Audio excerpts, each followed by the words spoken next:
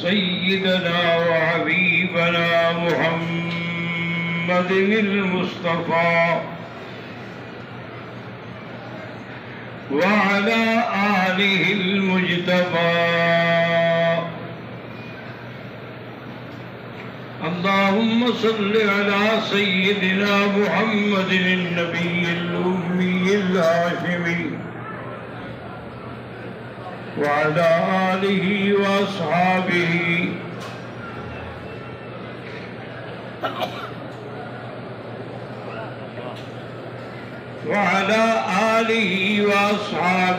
نجوم الهدى.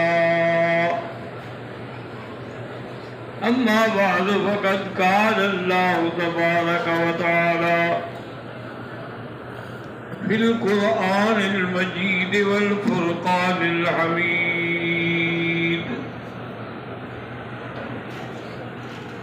أعوذ بالله من الشيطان الرجيم. بسم الله الرحمن الرحيم.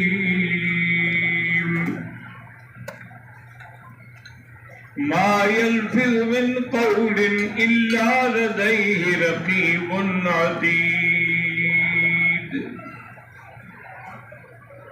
قال النبي صلى الله عليه وسلم: المسلم من سلم المسلمون من لسانه ويده، أو كما قال النبي صلى الله عليه وسلم. صدق الله العلي العظيم وصدق رسوله النبي الكريم، ونحن على ذلك لمن الشاهدين ومن الشاكرين.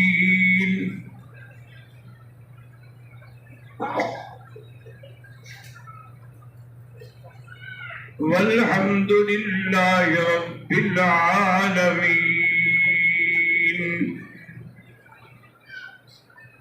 رب اشرح لي صدري ويسر لي أمري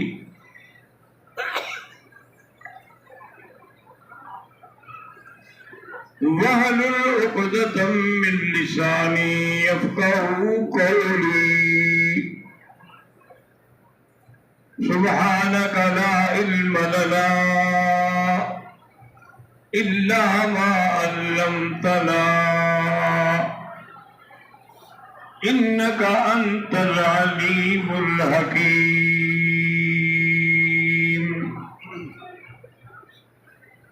برادران اسلام، سابقہ دروس میں ہم نے صبر اور اس کے بعد شکر اور اس کے مقابلے پہ کفر کے بارے میں بات کی تھی.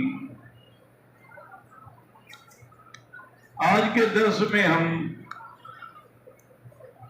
زبان کی حفاظت کے بارے میں عرض کرتے ہیں کہ زبان جو ہے یہ بڑی اہم ترین چیز ہے.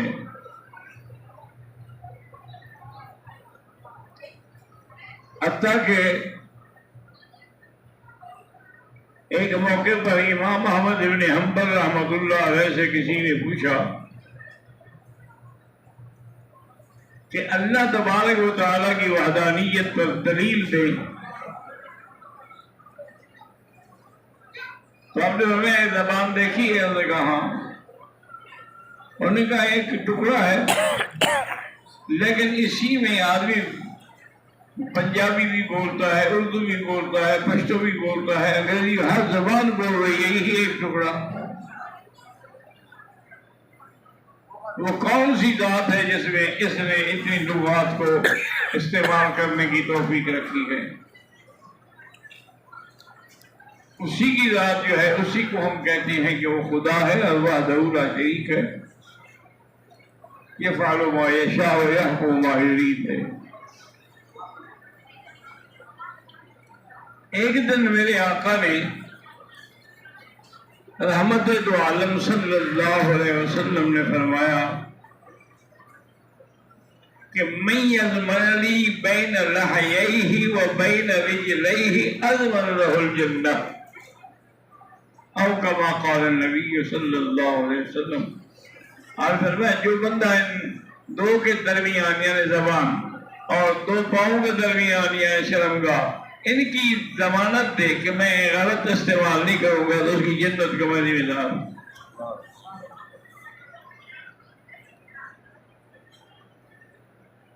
کیونکہ یہ زبان جو ہے ایک ایسی چیز ہے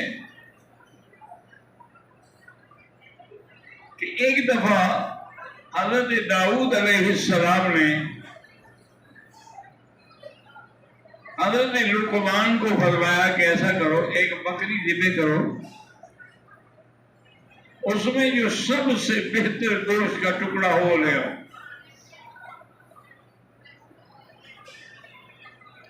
انہوں نے بکری ذبح کی اور اس سے ایک ٹکڑا زبان کا اور دل کا لے آئے۔